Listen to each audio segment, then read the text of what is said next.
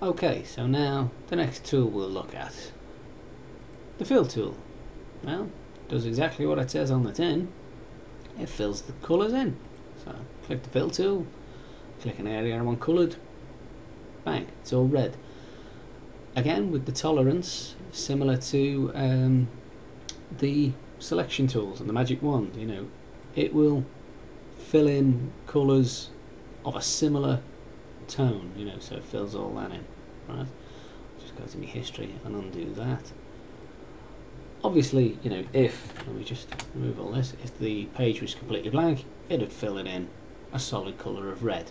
Or if I was, let me just go back to that, I'll just create a selection and fill in that selection, so I've got a solid block of red, you know, that type of thing. That's what the fill tool does.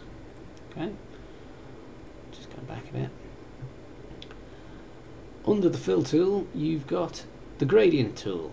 Right, so the properties of the gradient tool up here, you've got a linear gradient tool, a radial one, an angled gradient tool, a reflected gradient tool, and a diamond gradient tool. So linear, common sense, it's a line. So obviously I've got the selection going from black and white, so you get this black and white blend. A radial one, hang on, I get that. The angled one, I get a very sharp angle.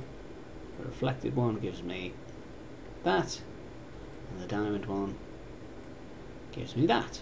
Okay, so I can change the way round this is, right, using some of these features. So for instance, at the moment I've got the colour in my fill and stroke, I've got the colour red selected, so I could have that, which would give me, and I'll go back to the linear blend, which would give me a red linear blend, and that one's got a transparency. You can see it's got the transparency because it's got the checks to it.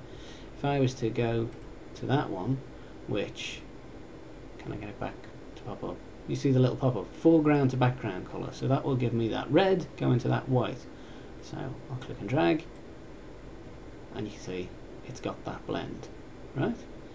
So that's the gradient tool. The gradient tool is used in transitions, right, and when you want to do layer masks and things like that, which I'll talk about later.